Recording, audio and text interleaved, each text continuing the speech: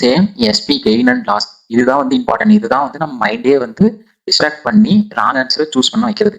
இங்க வந்து net loss, அதாவது எவ்வளவு லாஸ் ஆகுது கெயின் ஆகுது அந்த மாதிரி தான் இதுல வந்து கேட்பாங்க.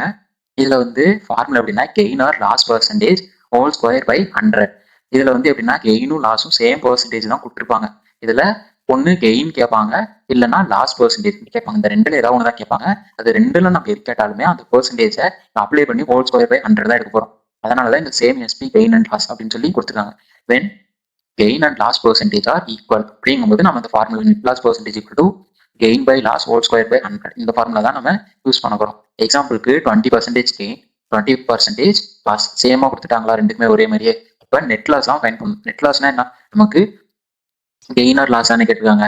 இப்போ கெயின் ஆர் லாஸ் வந்து நமக்கு 20 ரெண்டுத்துலையும் கொடுத்துட்டாங்க. அப்போ 20 ஸ்கொயர் பை 100 அப்படின்னா 400 வருமா, 20 ஸ்கொயர் 400 பை 100 ஈக்குவல் டு 4.